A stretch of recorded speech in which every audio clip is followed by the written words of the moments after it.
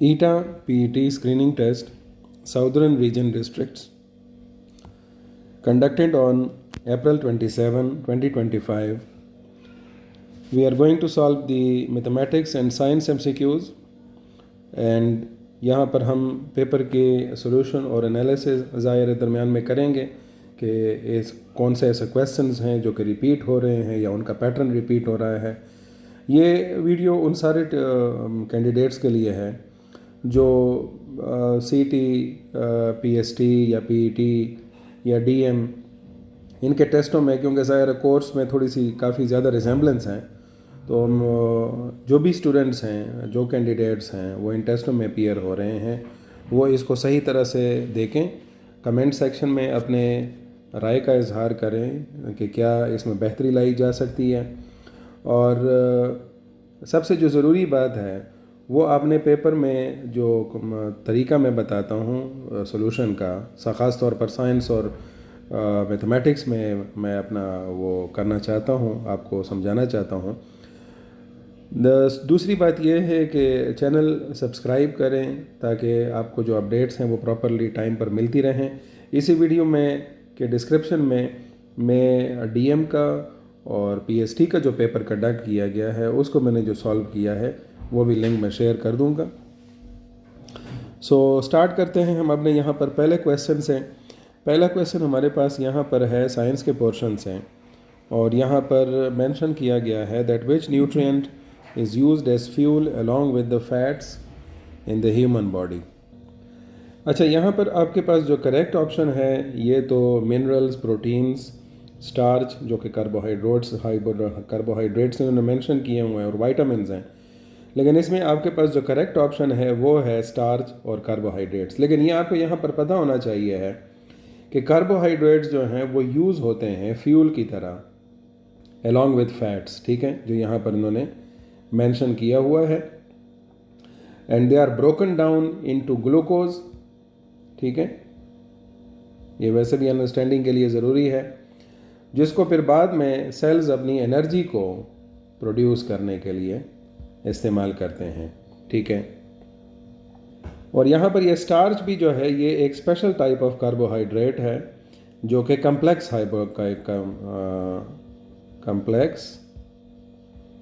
Carbohydrates, ठीक है। सो तो जो स्टार्च है वो एक कार्बोहाइड्रेट है, लेकिन सारे जो कार्बोहाइड्रेट्स हैं वो सारे स्टार्च नहीं होते। तो इस वजह से आपको यहाँ पर क्या करना होगा, ये चीज़ समझनी है कि स्टार्च जो है वो एक स्पेशल टाइप ऑफ कार्बोहाइड्रेट है विच इज़ कम्प्लेक्स। दूसरा जो है वो जो सिंपल होता है उसको हम क्या कहते हैं, sugar.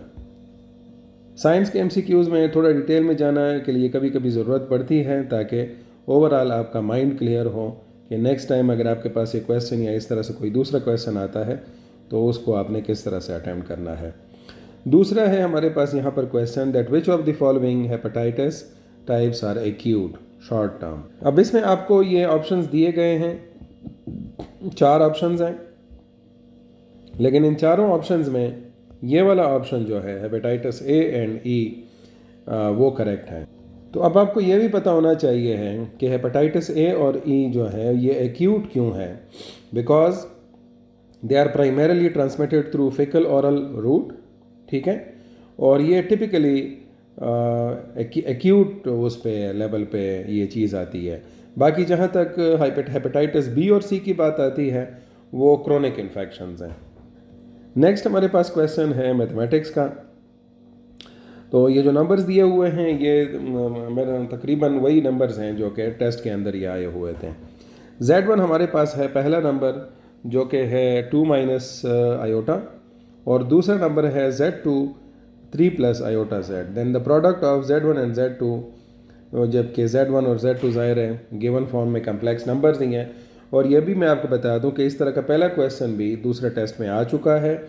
I guess it was the PST test, तो आई गेस मेरे ख्याल में वो DM टेस्ट था। लेकिन ये चीज़ जो है ना वो ये पैटर्न्स जो है रिपीट हो रहे हैं, तो ज़ाहिर है कम्प्लेक्स नंबर से एक क्वेश्चन तकरीबन आ रहा है। अच्छा, यहाँ पर ये जो क्वेश्चन आया हुआ था तो जो क्वेश्चन मतलब पेपर्स में भी आया हुआ था, तो उससे जो तस्वीर मतलब शेयर हुआ है फेसबुक पे या बाकी मीडिया उस पे प्लेटफॉर्म्स पे, तो उस पे ये आयोटा जेड लिखा हुआ है, लेकिन ज़ाहिर है यहाँ पर ये करेक्शन मैं कर दूँ कि Z2 is equal to 3 plus iota. ठीक है, सॉरी मैंने इसके ऊपर कैप लगा दिया। अच्छा, अब ज़ाहिर है इनको क्या करना है, प्रोडक्ट हमने मालूम करना है, तो Z1 इंटू Z2 हम करेंगे और ये आपके पास आ जाएगा 2 माइनस आयोटा, यूनिट वेक्टर्स के लिखने की आदत हो गई है मेरी, तो Z2 माइनस आयोटा और 3 प्लस आयोटा। तो अब इनको मल्टीप्लाई कर दें। मल्टीप्लिकेशन के लिए मैं थोड़ा सा कलर चेंज कर देता हूँ। 2 3s are 6 प्लस 2 आयोटा, फिर उसके बाद माइनस 3 आयोटा और फिर माइनस आयोटा स्क्वायर। तो यह हो जाएगा 6, यहाँ से आ जाएगा माइनस आयोटा, और ये दूसरी चीज़ आ जाएगी, ये माइनस है और ये भी आयोटा स्क्वायर -1 के बराबर होता है, तो यह आ जाएगा +1। तो 6 + 1 हो जाएगा 7 माइनस आयोटा। तो ये आपके पास ऑप्शन ए जो है वो करेक्ट होगा। इसी तरह से बिल्कुल एग्जैक्टली पिछले पेपर्स में भी क्वेश्चन आ चुका है, तो कम्प्लेक्स नंबर्स का प्रोडक्ट जो है वो आपको सही तरह से समझ आनी चाहिए। आई होप सो यहाँ पर ये पॉइंट क्लियर हो गया होगा। दूसरी तरफ हम जाते हैं, नेक्स्ट क्वेश्चन अगेन साइंस से है। अ रे x tends in 2 direction, 3 direction, 4 direction and 1 direction. तो यहाँ पर आपके पास करेक्ट ऑप्शन है 1 डायरेक्शन। ज़ाहिर है जब भी हमारे पास कोई लाइट रे कंसिडर की जाती है तो उसको हम एग्जैक्टली एक सिंपल प्लेन डायरेक्शन में लेते हैं। मिसाल के तौर पर मैं लेता हूँ दिस इज़ रे ए, यही अगर मैं रे बी लेता हूँ तो उसके लिए हमारे पास जो लाइन होगी वो इस तरह होगी। ठीक है, तो जो भी रे होगी उसकी एक्सपेंशन या एक्सटेंशन की डायरेक्शन यूनिक होगी, दैट इज़ 1 डायरेक्शन। अच्छा, अगला क्वेश्चन है हमारे पास that 133 added to a number is 75 more than 4 times the number. थोड़ा सा आपने यहाँ पर कॉमन सेंस यूज़ करनी है जब भी सेंटेंसेस को पढ़ते हैं जो, तो उसमें देखें 133 एडेड टू अ नंबर, एक नंबर है x, ठीक है, is 75 more than 4 times the number. तो मोर है तो ज़ाहिर ऐड हो जाएगा, 4 टाइम्स x हो जाएगा। अब ये चीज़ है जो कि आपको यहाँ पर स्टेटमेंट में बताई गई है। उन्होंने आपको ऑप्शंस दिए हुए हैं ये वाले B, C और D। तो आप देखें कि 133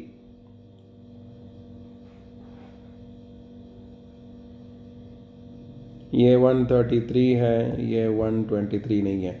सो 133 प्लस x, मतलब ज़ाहिर है उसमें आपने x ऐड कर दिया और वो बराबर है किसके, 75 इंटू 4 टाइम्स ऑफ दैट। तो ये चीज़ आपके पास आ जाएगी। तो करेक्ट ऑप्शन आपके पास यहाँ पर क्या आएगा, डी। आराम से इसको देखा करें। एक दूसरा भी मैं आपको तरीका बताता हूँ कि जब भी मैं MCQ पढ़ता हूँ स्क्रीन पर आ जाता है तो आप वीडियो पॉज करके अपनी सोल्यूशन भी वहाँ पर आप टैली कर सकते हैं, चेक कर सकते हैं अपनी नॉलेज भी, ताकि आपको फ़ायदा हो। 1 आउट ऑफ 1000 पार्ट्स, ये इस तरह आप इसको लिखेंगे।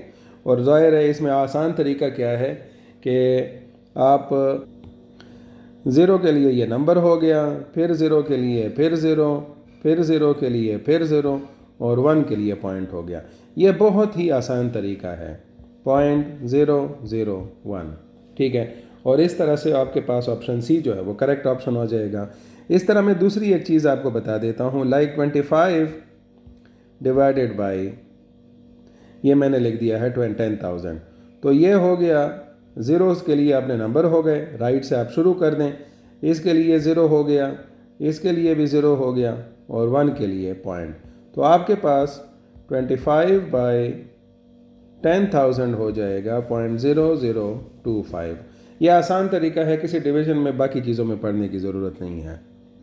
नेक्स्ट क्वेश्चन है हमारे पास, if p raised to power a minus b into p raised to power b minus c into p raised to power c minus a। इसकी वैल्यू मालूम करनी है। थोड़ा सा ज़ाहिर है फर्स्ट टाइम जब आपने ये देखा होगा या देखते हैं तो थोड़ा सा अजीब लगता है कि ये किस तरह सॉल्व करेंगे, लेकिन इसके सोल्यूशन सिंपल है। सबके बेस बराबर हैं तो आप इनके पावर्स को सिंपली ऐड कर सकते हैं। So p raise to power a minus b plus b minus c plus c minus a। तो इस तरह से a के साथ कैंसिल हो जाएगा, माइनस बी के साथ और माइनस सी प्लस सी के साथ। रिजल्ट आएगा p raise to power 0 and anything raise to power 0 that will be 1। So आपके पास करेक्ट ऑप्शन जो है 1 आ जाएगा। नेक्स्ट क्वेश्चन है हमारे पास the absolute value of -3 is.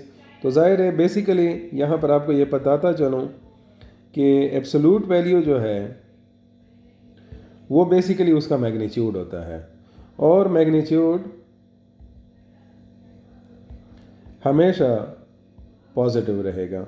सो इस वजह से आपके पास यहाँ पर करेक्ट ऑप्शन जो है दैट विल बी 3। अगला क्वेश्चन है वर्ड प्रॉब्लम। वर्ड प्रॉब्लम्स 2 या 3 आते रहते हैं, तो ये इस चीज़ को भी नज़र में रखें कि वर्ड प्रॉब्लम्स से डेटा एक्सट्रैक्ट करने का तरीका आपको आता हो, तभी जाकर आप सही तरह से उसको सॉल्व कर सकते हैं। Ahmad bought 6 chairs and 2 tablets for ₹6300। 6 chairs और 2 tables. While Ali bought 2 chairs and 1 table of the same quality from the same shop for ₹2600. Find the price of a chair. So यहाँ से पहले आप इक्वेशंस बना लें। सी के लिए चेयर के लिए आप सी यूज़ करें और टेबल्स के लिए कैपिटल टी। तो पहली इक्वेशन हमारे पास बनेगी 6c प्लस 2t, ठीक है, that will be equal to 6300। और दूसरी इक्वेशन बन जाएगी 2c प्लस 1 टेबल, ये बनेगा 2600, ठीक है। तो अब जाहिर है आपको चेयर के बारे में मालूमात हासिल करनी है, टेबल की कोई परवाह नहीं है, तो टेबल वाली इक्वेशन को मल्टीप्लाई कर दें 2 के साथ ताकि ये 2t बन जाए और फिर उसके बाद हम सब्ट्रैक्ट करने से इसको निकाल देंगे इस t को, ठीक है। सो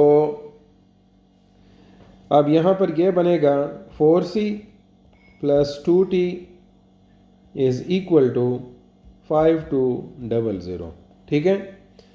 ये वाली इक्वेशन कन्वर्ट हो गई क्योंकि ज़ाहिर है इसको हमने 2 से मल्टीप्लाई कर दिया। और अब मैं क्या कर देता हूँ, सब्ट्रैक्ट कर लेता हूँ, तो सब्ट्रैक्शन में सब के साइंस नेगेटिव हो जाएंगे।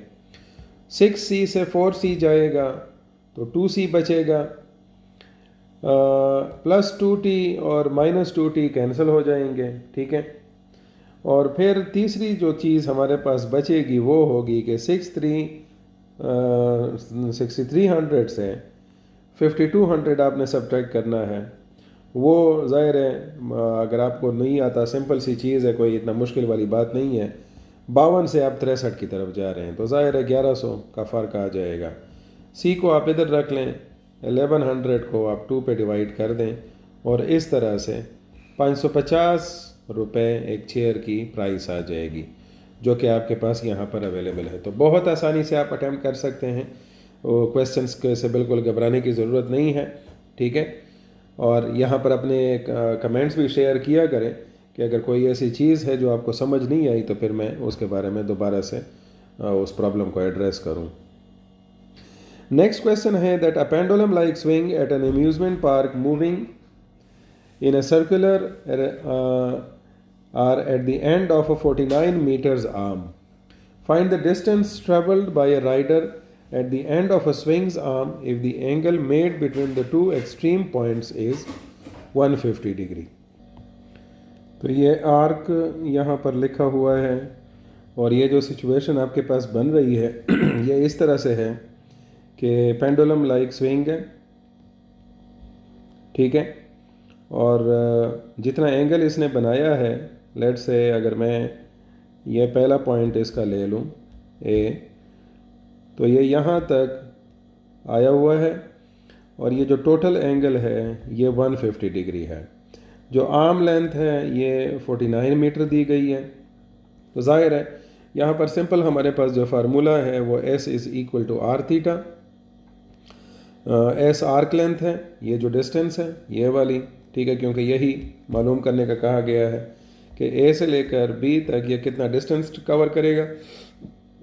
आर उसका रेडियस, मतलब ये जो इसकी लेंथ हो जाएगी, क्योंकि रेडियस मैं इसको इसलिए कह रहा हूँ कि अगर आप इसको एक्सटेंड कर दें so it becomes like a circle, ठीक है, इस तरह से। और थीटा आपको एंगल दिया हुआ है 150 डिग्री। अब सबसे पहले काम क्या करेंगे हम कि 150 डिग्री जो है उसको हमने रेडियन में कन्वर्ट करना है। उसके लिए आपके पास फार्मूला क्या है? फार्मूला यह है कि पाई रेडियन बराबर है 180 डिग्री के, ठीक है। मैं स्टार्ट से आप चीज़ें करा रहा हूँ कि अगर किसी को ये कंफर्म नहीं है तो 1 डिग्री किसके बराबर हो जाएगा?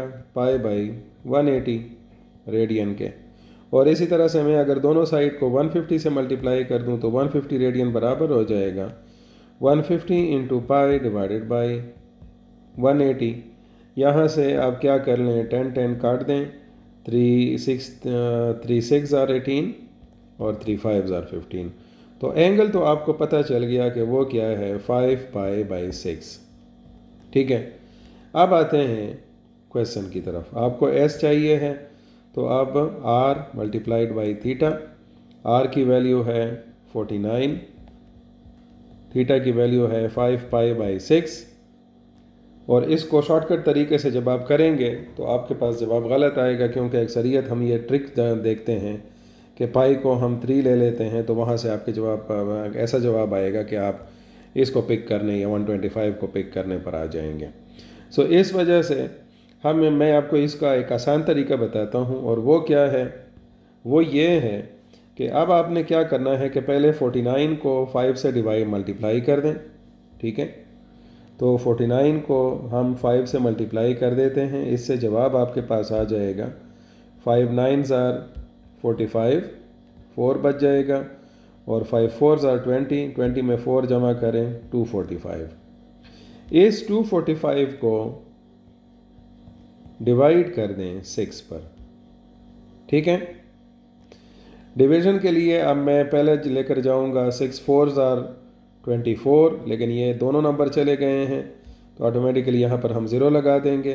फिर उसके बाद दूसरा नंबर आएगा 5, लेकिन ये पूरा नहीं जा रहा, यहाँ पर पॉइंट लगा देंगे, इधर 0। तो 6 8 आर 48, 2 बच जाएगा, 2 डेसिमल प्लेस तक हम जवाब ले जाएंगे, 6 3 आर 18। फिर आपके पास 2 जवाब आएगा रिमाइंडर में। तो अब 40.83 को आप पिक कर लें, और अब इसको मल्टीप्लाई कर दें किसके साथ? पाई के साथ। पाई क्या है? 3.14। अब थोड़ा सा ये लंबा होगा, लेकिन आपका क्वेश्चन का जवाब क्लियर हो जाएगा। एक एक क्वेश्चन जो है बहुत मायने रखता है। सो यहाँ पर ये 2 0 लगा देंगे, 3 पर शुरू कर लेंगे, 3 3 आर 9, 3 8 आर 24, 3 0 आर तो ये 2 आ जाएगा, और 3 4 आर 12। फिर उसके बाद 1 पे चले जाएंगे, 1 3, ये ऑलरेडी एक 0 लगा देंगे 4 के लिए, और ये हो जाएगा, ये तो सिंपल नंबर हो जाएगा 3804। फिर उसके बाद 4 की मल्टीप्लिकेशन शुरू हो जाएगी, 4 3 आर 12, एक बच गया, 4 8 आर 32, ये 33 बन जाएगा, अगला 0 है तो ये 3 इधर आ जाएगा, 4 4 आर 16।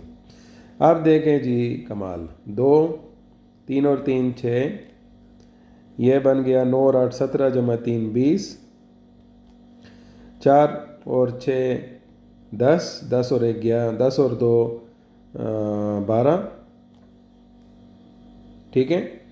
फिर उसके बाद एक बच गया, फिर से 2 और 4 6 और 1 7 और 1 8 और 2 और 1। आपने कितने पॉइंट्स के बाद, कितने नंबर्स के बाद डेसिमल पॉइंट लगाना है? इधर भी 2 हैं, इधर भी 2 हैं, तो 1 2 3 4, ये जी आ गया 182.2। और आपको आपका करेक्ट जवाब यहाँ पर मिल जाएगा, ऑप्शन बी। ठीक है, आई होप सो ये पॉइंट आपको क्लियर हो गया होगा और आसानी से आपकी इसकी सोल्यूशन आपको मिल गई होगी। तो नेक्स्ट क्वेश्चन हमारे पास है that find the value of a cube minus b cube when a minus b is equal to 4 and a b is equal to 5। So आपको a cube minus b cube की value मालूम करनी है। ए minus B 4 के बराबर है और A B बराबर है 5 के। अच्छा, अब इसकी सोल्यूशन के लिए आपको पहली चीज़ तो ये मैं बता दूं कि a cube minus b cube आपको फार्मूला पता होगा कि a minus b into a square plus a b plus b square के बराबर है। लेकिन ज़ाहिर है अब इसमें ए बी तो आपको पता है, ए माइनस बी भी पता है, लेकिन ए स्क्वायर और बी स्क्वायर का तो मसला है हमारे पास। तो इसको हम इस तरह कर लेते हैं कि इसको थोड़ा सा इस पे वर्कआउट करते हैं, और वो क्या कि a square plus a b plus b square, और इसमें इस तरह कर लेते हैं कि -3ab प्लस 3ab कर लेते हैं। इससे वैसे भी कुछ ना फ़ायदा होने वाला है ना नुकसान, लेकिन हम इसमें अपना फ़ायदा निकाल लेंगे। और वो क्या हो जाएगा, वो ये हो जाएगा कि अब इसको इस तरह कर लें अगले स्टेप में कि a square plus b square plus a b और ये -3ab इनको कंबाइन कर दें, तो ये बन जाएगा -2ab और प्लस 3ab अलहदा से लिख लें इसके साथ। ये जो चीज़ आपको यहाँ पर नज़र आ रही है ये बन गई है a माइनस बी का whole square. So a minus b का होल स्क्वायर प्लस 3ab। अब जो भी है वो आपके पास अवेलेबल हैं, अब इनकी वैल्यूज़ लगा दें। a माइनस बी की जगह अपनी वैल्यू लगाएं 4, फिर 4 का स्क्वायर और फिर 3, और ए बी की जगह क्या लगा दें, ए बी की वैल्यू है 5। तो ये आ जाएगा 4, 16 प्लस 15, ये 16 प्लस 15 से आ जाएगा 31। ठीक है, और आपके पास जवाब आ जाएगा 4 1s are 4, 4 3s are 12। सो ये जी आपको मिल गया जवाब 124, ये करेक्ट ऑप्शन मिल गया। ठीक है, लंबे हैं लेकिन आप आसानी से कर सकते हैं, थोड़ी भी आपकी प्रैक्टिस हो तो इसको जल्दी से भी परफॉर्म किया जा सकता है। Find x if 5x plus 8 is equal to 23। यह भी बहुत सिंपल सा क्वेश्चन है। 5x plus 8 is equal to 23। इसमें आप देखें कि अगर मैं इसको इस तरह रखता हूँ कि 5x रखता हूँ, सो 23 से आप 8 सब्ट्रैक्ट कर लें, शिफ्ट कर दें, यहाँ से आपके पास रिज़ल्ट आ जाएगा 15। 5x बन जाएगा 15 के बराबर, तो 5 को दोनों साइड पे डिवाइड कर दें, और इस तरह से x की जो वैल्यू आपको मिलेगी वो होगी कौन सी, पता चल चुका होगा ना आपको, क्या है 3। ठीक है, अच्छा ये क्वेश्चन जो है क्वेश्चन नंबर 24 काफ़ी ट्रिकी क्वेश्चन है। ठीक है, क्या बताया गया है that from the top of a hill 240 metre high the measure of the angles of depression of the top and the bottom of minorite are 30 degree and 60 degree respectively। इसको पोल भी कहा जा सकता है ये minorite को। Find the height of the minorite। अच्छा, अब यहाँ पर ये इसकी प्रॉपर स्पेलिंग है। ठीक है, और इसको अब हमें देखते हैं कि ये प्रॉब्लम बेसिकली हमें बता क्या रहा है। अच्छा, फिगर कुछ इस तरह से हमारे पास बनी है कि ये जो AD है, ठीक है,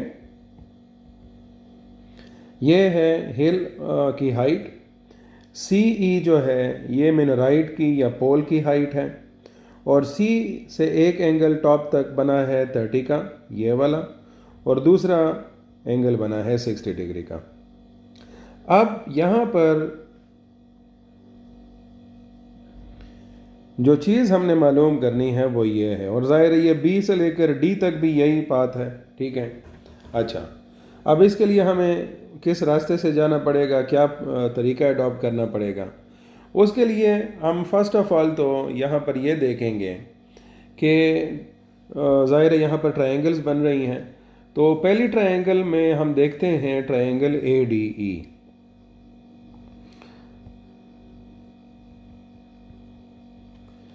और ये ट्रायंगल आपको यहाँ पर नज़र आ रहा है, ये बड़े वाला triangle, triangle A D E figure में, ठीक है। This is A D and E. So triangle A D E में टेंजेंट 60 बनेगा, क्योंकि ज़ाहिर है इस ट्रायंगल के अंदर टेंजेंट 60 है। और ज़ाहिर है टेंजेंट किसके बराबर होगा? Perpendicular by base.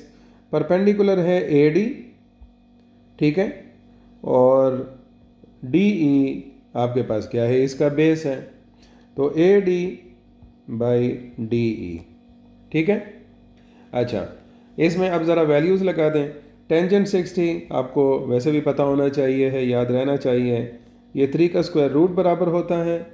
और ए डी की वैल्यू 240 मीटर है। डी ई की वैल्यू हमारे पास मालूम नहीं है। तो इस तरह से हम डी ई को रीअरेंज कर लेंगे इस इक्वेशन को। डी ई हमारे पास बन जाएगा 240 बाई 3 स्क्वायर रूट। अगले स्टेप में इसको ज़रा प्रॉपरली सॉल्व कर लेंगे। डी ई बराबर बनेगा 80 मल्टीप्लाइड बाई 3।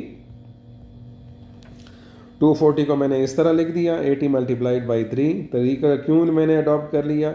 क्योंकि मैं अब इस 3 को इस तरह लिखने वाला हूँ, 3 का स्क्वायर रूट, 3 का स्क्वायर रूट, नीचे भी 3 का स्क्वायर रूट है, तो ये एक 3 का स्क्वायर रूट कैंसिल हो जाएगा।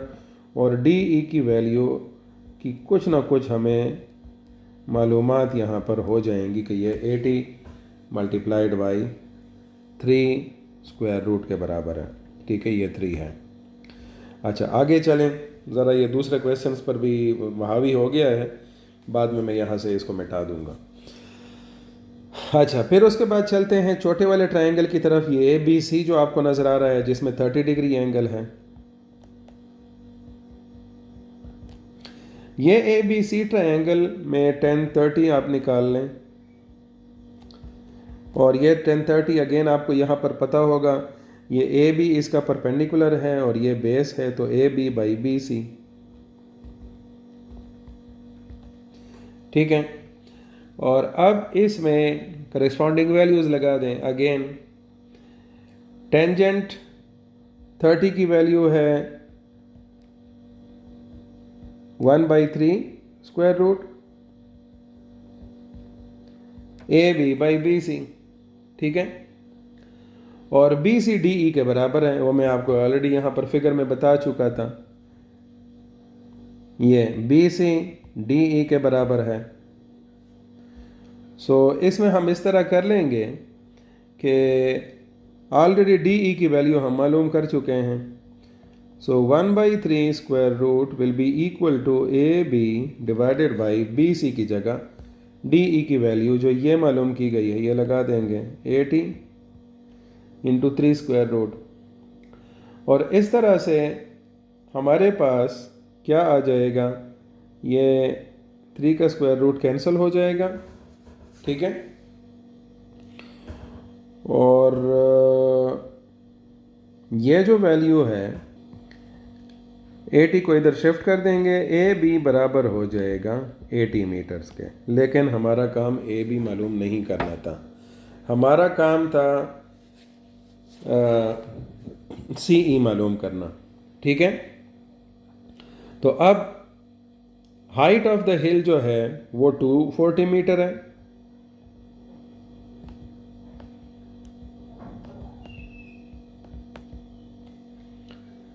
और ए बी 80 मीटर है।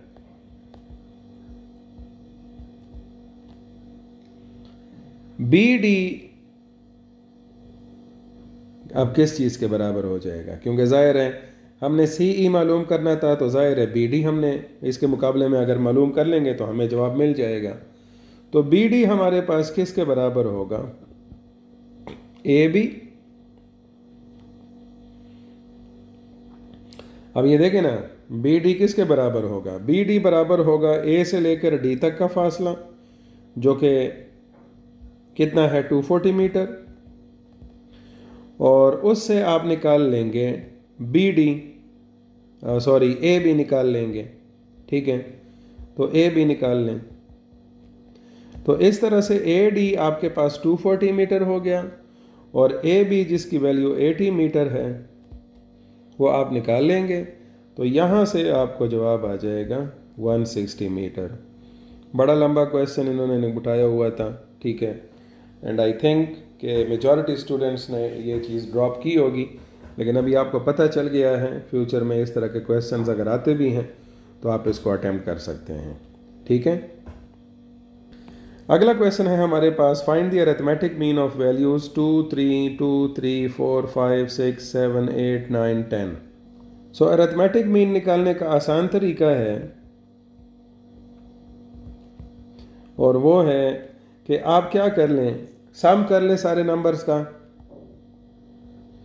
सम ऑफ ऑल नंबर्स, और फिर उसको नंबर ऑफ वैल्यूज़ पे डिवाइड कर दें। तो ये बन जाएगा 2 + 3 + 4 + 5 + 6 + 7 + 8 + 9 + 10 डिवाइडेड बाई 9। सो 2 से 3, 2 3 बनेगा 5, 5 + 4 9, 9 + 5 14, 14 + 6 20, 27, 27 + 8 35, 35 + 9 44, 44 + 10 54, 54 को 9 पे डिवाइड करें सो 9 6 54 आ जाएगा। आपके पास जो करेक्ट आंसर होगा वो ऑप्शन बी हो जाएगा, ठीक है। अगला क्वेश्चन हमारे पास आ रहा है साइंस का, और वो क्या है, that cell organelle performs different jobs for the cell. Which one of the following organelle help in protein synthesis and is called factories of protein? तो इसमें आपके पास है एक माइटोकॉन्ड्रिया, राइबोसोम, लाइसोसोम और गोल्जी बॉडीज, ठीक है। तो इसमें आपके पास करेक्ट ऑप्शन जो है ये है ribosome. Ribosome are called as the factories of protein. इसी तरह से अगला जो क्वेश्चन हमारे पास आ रहा है, that grafting is a technique of combining two plants. It uses the roots and the bottom portion of one plant attached to the top portion of another plant that is known as, तो ये आपके पास correct option होगा सियोन, ठीक है। All planets are solar system, ये आपके पास of solar system, तो ये आपके पास क्या है, फिजिक्स के पोर्शन से ये क्वेश्चन उठाया गया है। So all planets of solar system, ठीक है, mercury only, Venus only, mercury and Venus, Uranus and Mars. तो इसमें अब ये क्वेश्चंस जो हैं ये थोड़ा सा यहाँ पर सेंटेंस मिसिंग है, that all planets of solar system have moon except, otherwise तो इसका कोई सेंस नहीं बनता। तो मून के बगैर all planets of solar system have moons except, तो किन किन का मून नहीं है, वो आपके पास है मरकरी और Venus. The solution in which the solute concentration is larger is called concentrated solution. Commonly आपको ये बात मालूम होगी। विच one of the following is concentrated solution. तो आप देखें, थोड़ा सा आपने अकल लड़ानी है। 120 gram of sugar in 1 litre, ठीक है, 400 gram of sugar in 4 litres. तो जाहिर है ये 1 लीटर के बजाय 4 लीटर हो गया है।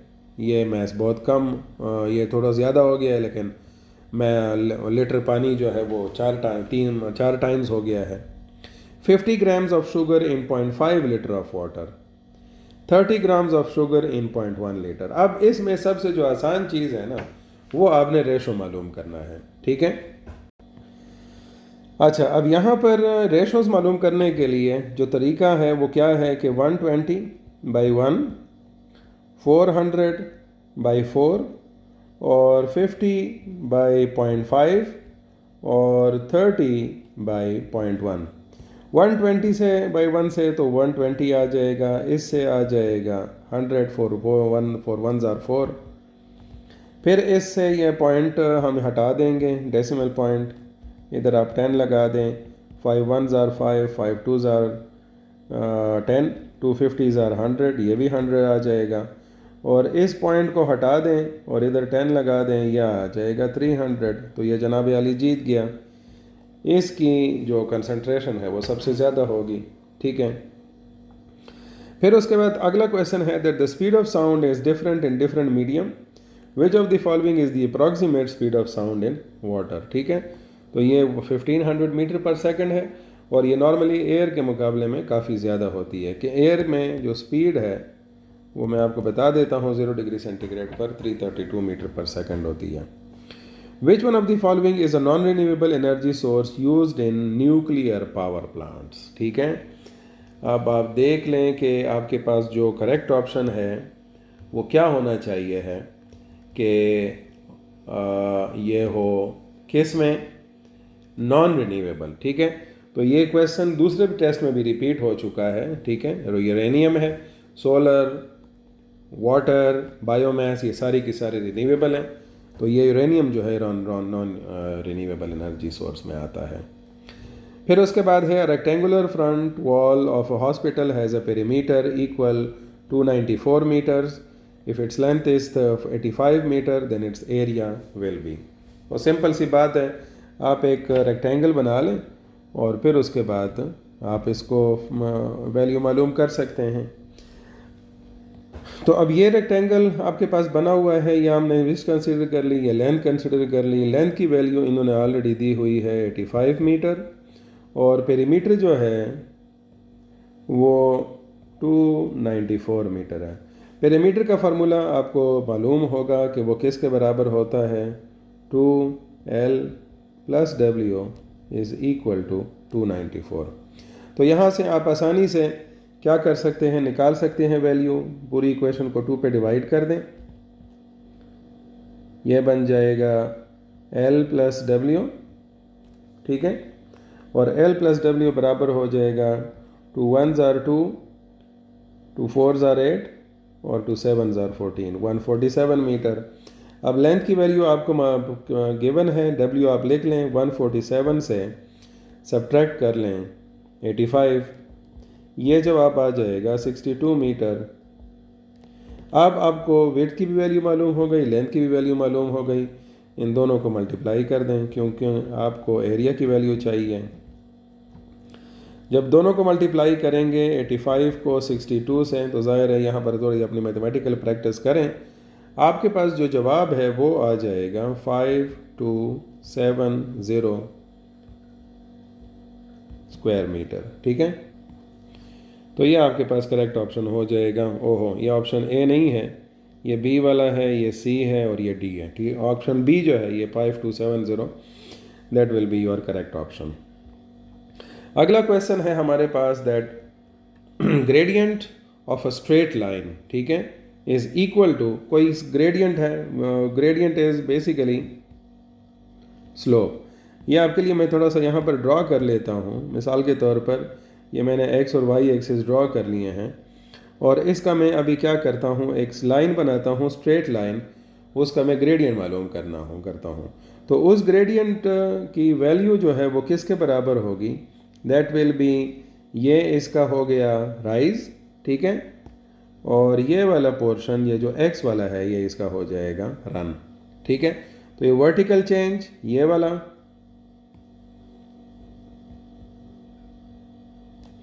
और डिवाइडेड बाई हॉरिजॉन्टल चेंज, तो ये इसका क्या बनेगा। और ज़ाहिर स्लोप वैसे भी या ग्रेडियंट बराबर बनता है y बाई एक्स के। सो इस तरह से vertical change divided by horizontal change. तो ये जो आपके पास करेक्ट ऑप्शन होगा, this will be the option D. A tank can hold 85 litre of water, it's 40% field, what percentage of tank is empty. तो इसमें कोई ट्रिक वगैरह नहीं है, कुछ नहीं है। 40% फिल्ड है तो ऑटोमेटिकली 60% एम्प्टी हो जाएगा। बस आपको सिर्फ तंग करने के लिए ये स्टेटमेंट लिखी थी ताकि आप कोई सोल्यूशन इसका निकाल लें दूसरे तरीके से। ओके, चलते हैं अगले क्वेश्चन की तरफ। An 82 centimetre long and 75 centimetre wide rectangle is enclosed by a strip outside outside it that is 4 centimeter thick wide, sorry, find the area of the strip, ठीक है। तो ज़ाहिर है उसमें ये 4 सेंटीमीटर जो उसकी विड्थ है वो भी शामिल हो जाएगी, तो उसका मैं सोल्यूशन का तरीका आपको बताता हूँ। तो ये सिचुएशन होगी कि ये 82 सेंटीमीटर इसकी लेंथ हो जाएगी, 75 इसकी विड्थ हो जाएगी। फिर ज़ाहिर है एक स्ट्रिप जब हम इसके राउंड करेंगे जिसकी 4 सेंटीमीटर मोटाई होगी, तो ज़ाहिर है 82 के साथ ये 4 जमा 4 हो जाएगा 8, 8 जमा 82 हो जाएगा 90, ठीक है। और ये 75 में 4 जमा 4 8 ऐड करेंगे तो ये बन जाएगा 83।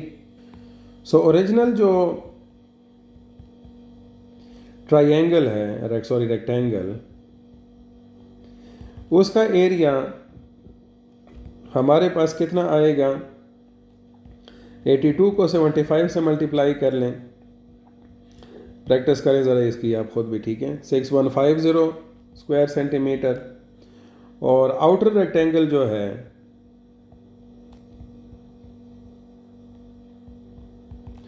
वो हो जाएगा 90 मल्टीप्लाइड बाई 83, ये हो जाएगा 7470। अब एरिया ऑफ द स्ट्रिप क्या होगा, ये आउटर से आप इनर को क्या कर लें, सब्ट्रैक्ट कर लें, ठीक है।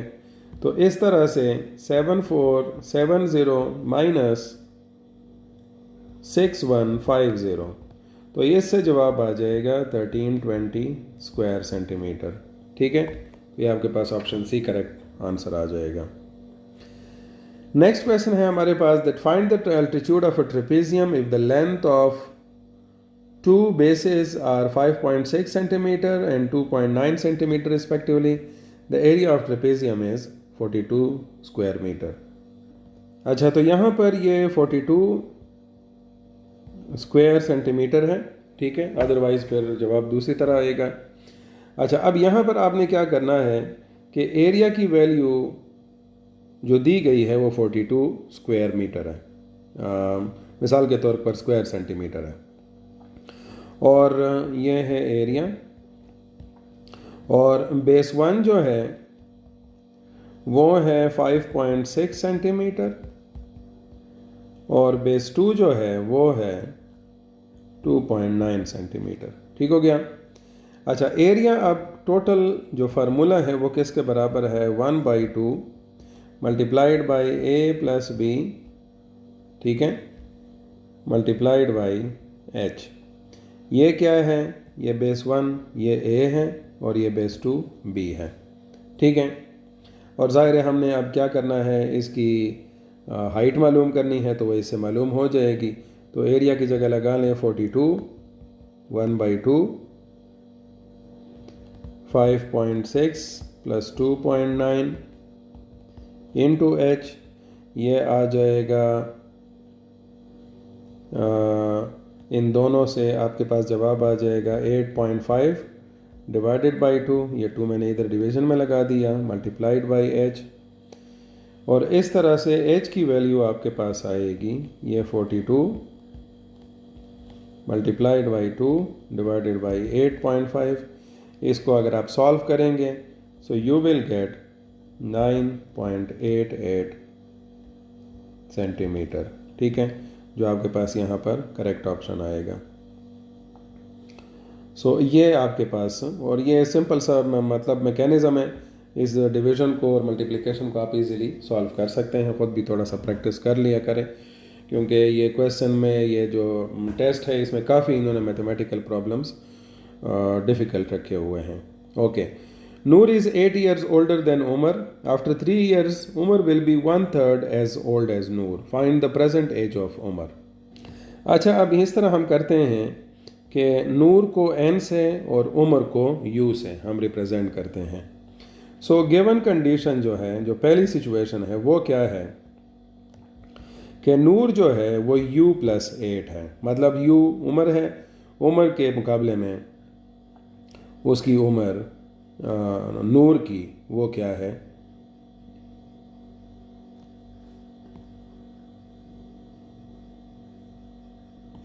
8 साल उससे वो बड़ी है, ठीक है, या बड़ा है, जो भी है।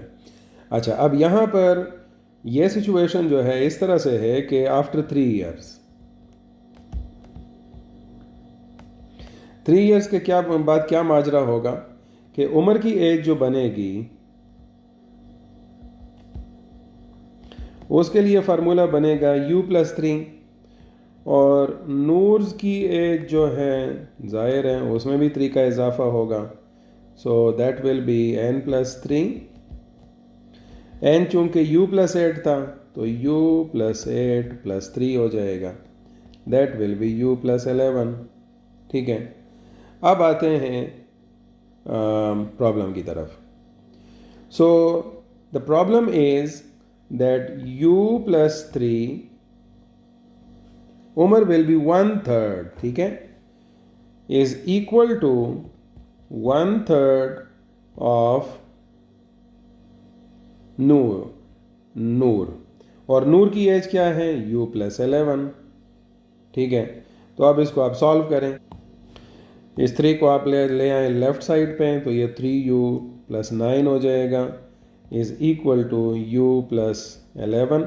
ठीक है, अब इसको रीअरेंज कर लें, ये 9 को उधर शिफ्ट कर दें, u को इधर ले आएँ, ये बन जाएगा 2u इज़ इक्वल टू 11 से 9 बनेगा 2 चला जाएगा, 11 से 9 जाएगा तो 2 बन जाएगा, और इस तरह से 2 को अगर हम कैंसिल कर दें तो u की वैल्यू क्या हो जाएगी 1।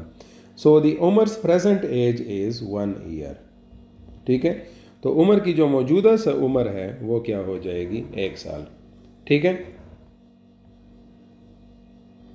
एक टास्क खुद भी कर लें यहाँ पर कि इसको वेरीफाई कर लें कि ये ठीक है कि नहीं। ठीक है, वेरीफाई करना आपका काम है, और कमेंट सेक्शन में फिर मुझे बता दें। ठीक है, थैंक यू। अच्छा, अगला क्वेश्चन हमारे पास है, that is 2x² into 1+x minus 1+4x² into -2x into 5x - 1। इसको क्या करना है, हमने सॉल्व करना है। अच्छा, इसको सॉल्व करने के लिए फ़र्स्ट ऑफ ऑल हमने क्या करना है, ये वाला पिक कर लेंगे। ठीक है, कि इसका क्या रिज़ल्ट बनता है, तब ये चीज़ थोड़ी सी आसान हो जाएगी। तो हम मल्टीप्लाई करना शुरू करते हैं। आप देखें, 1 को फर्स्ट ऑफ ऑल मल्टीप्लाई करें 5x - 1 के साथ, तो ये बन जाएगा 5x - 1। फिर उसके बाद 4x² को इन दोनों के साथ मल्टीप्लाई करें, ये बनेगा 4 5s are 20 x³ minus 4x²। फिर आखिर में बारी आ जाएगी -2x की, ये बनेगा -10x², और प्लस माइनस माइनस प्लस हो जाएगा 2x। ये इसका रिज़ल्ट आ गया। इसको सिंप्लीफाई भी कर लें और रीअरेंज भी कर लें, सो 20x³ आ जाएगा, -4x² - 10x² से आ जाएगा -14x², और 2x + 5x 7x - 1। ये इससे रिज़ल्ट आ गया। ठीक है,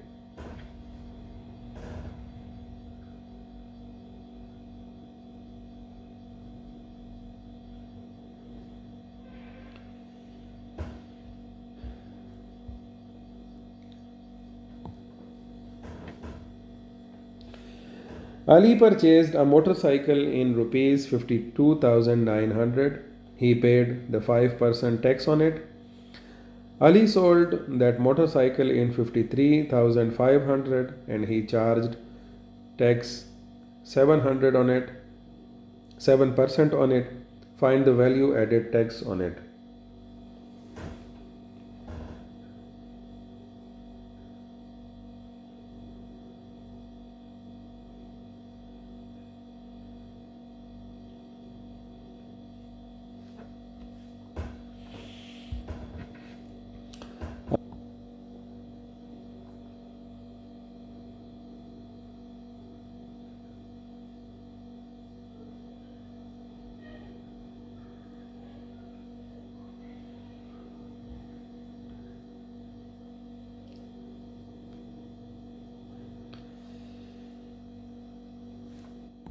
जो टैक्स उसने चार्ज किया दिया वो बना 7% ऑफ 53,500, तो ये बन जाएगा उसी फार्मूले से 3,745 रुपीज़। ठीक है, अब वैल्यू एडेड टैक्स जो है उसका फार्मूला क्या है, VAT। कितना है, tax charge minus tax paid, और ये क्या होगा 3745 से अब ये सब्ट्रैक्ट कर लेंगे 2645, और ये आपके पास अमाउंट बनेगी 1100 रुपये। ठीक है, और ये 1100 आपके पास ये करेक्ट ऑप्शन आ जाएगा। अगेन काफ़ी ट्रिकी क्वेश्चन था ये भी, लेकिन प्रैक्टिस करें, इस तरह के क्वेश्चन एक्सपेक्टेड हैं कि आपको तंग करेंगे फिर। Okay, the next question is the polyester is a manufactured product with made polymers. It is made from, next question है हमारे पास, that polyester is a manufactured product made polymers. It is made from, so ये आपके पास इसका correct question option है पोलीथाइलीन टेरेप्थैलेट। ठीक है, ये इसका करेक्ट ऑप्शन है। साइंस वाले क्वेश्चंस में ज़्यादा डिटेल नहीं है क्योंकि मेजॉरिटी क्वेश्चंस जो हैं वो इंफॉर्मेशन बेस्ड हैं, कुछ दौड़े जो होते हैं वो फिर मैं एक्सप्लेन कर देता हूँ। इसी तरह से the chemical name of vitamin B9 is folic acid. ठीक है, नेक्स्ट क्वेश्चन है that nucleus is spherical structure and prominent organelle in the cell, which one of the following is multinucleated. So इसमें आपके पास options हैं RBCS, yeast, slime mould, spores. So ये slime mould जो है ये आपके पास यहाँ पर क्या आएगा, करेक्ट ऑप्शन आएगा। अगला क्वेश्चन तो बहुत आसान आपको लगता होगा और है भी बहुत आसान, कोई इतना मुश्किल नहीं है। Joule is the unit of what, force, intensity of light. जाहिर है हीट एनर्जी है तो इसका ही ये क्या होगा, यूनिट बनेगा। नेक्स्ट क्वेश्चन हमारे पास है bile is a digestive fluid produced by the liver, which one of the following store bile। so ये है gall bladder।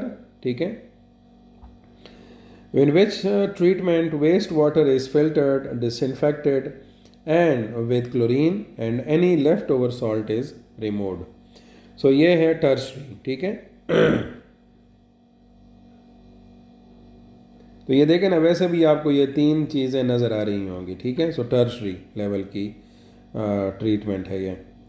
The increase in the average temperature of earth is called global warming. How many degrees of the global temperature has been increased since in the last 100 years. ठीक है, तो ये भी एक information based question है। ठीक है, और ये जो वैल्यू है वो यहाँ पर दी गई है 1 डिग्री, 5 डिग्री, 10 डिग्री और 12 डिग्री। करेक्ट ऑप्शन इसमें है 1 डिग्री। नेक्स्ट क्वेश्चन है हमारे पास that a chemical reaction that evolves heat और light to the surroundings is called exothermic, which one of the following is not exothermic. तो इसमें जो आपके पास नॉन एक्सोथर्मिक है, क्योंकि ज़ाहिर है इन्होंने नॉन का लफ्ज़ लगा लिया है, तो ये वाली जो इक्वेशन है ये क्या है, नॉन एक्सोथर्मिक कैल्शियम कार्बोनेट है, कार्बन और CaO + CO2। ठीक है, इसके बाद है the ESI unit of power is pascal if 1 pascal is equivalent to which one of the following. 1 newton of force is applied over an area of 1 square foot, newton force area of 1 square metre, 1 kilogram. तो ये ज़ाहिर है option b जो है, because 1 pascal is 1 Newton पर metre square. ठीक है, तो ये इस तरह से आपके पास इसका करेक्ट ऑप्शन आ जाएगा। और इसके बाद क्या है, the product of volt and ampere, that's very simple, power है। ठीक है, तो पावर आपके पास क्या बनेगा, वॉट बनेगा। P is equal to VI, power की इक्वेशन है।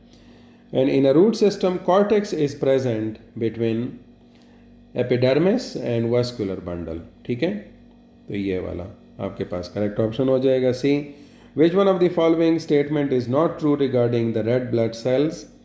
तो इसमें भी आपको ऑप्शंस दिए गए हैं that not true, ये बात ज़रूर जहन में रखें, जल्दी होती है लेकिन आपने ख्याल रखना है। irregular shaped is not true regarding RBCs।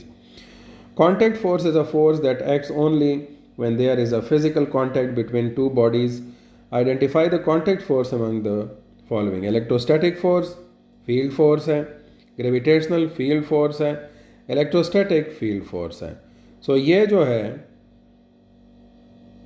ये इलेक्ट्रोस्टैटिक जो है, ये लास्ट ऑप्शन इन्होंने ये मैग्नेटिक इलेक्ट्रो मैग्नीटोस्टैटिक फोर्स हो सकती है, ठीक है। लेकिन ये जो भी फोर्स है, ये वाली जो चीज़ है वो आपके पास क्या होगी, फील्ड फोर्स में आएगी। So the only thing which is which is actually a contact force, that is the upthrust of liquid, because इसको कॉन्टैक्ट की ज़रूरत है, ठीक है। सो अगेन कमेंट सेक्शन में ज़रूर अपने रिमार्क्स दीजिएगा, ठीक है, और अपने फ्रेंड्स के साथ भी शेयर करें। ज़्यादा से ज़्यादा तैयारी करें, अगले अपडेट्स के लिए भी इंतज़ार करें। मेरी कोशिश यही है कि फिर मैथमेटिक्स और साइंस में जितना भी आप लोगों को मैं समझा सकूं, हेल्प कर सकूं, ठीक है, ख़ुद भी समझ सकूं, उतना ही मेरी कोशिश होती है। I hope so. काफ़ी डिटेल से ये मैंने वीडियो बनाई है। अपने फ्रेंड्स के साथ ज़रूर शेयर कीजिएगा और कमेंट सेक्शन में ज़रूर अपनी राय दीजिएगा कि क्या इसमें बेहतरी लाई जा सकती है। Thank you.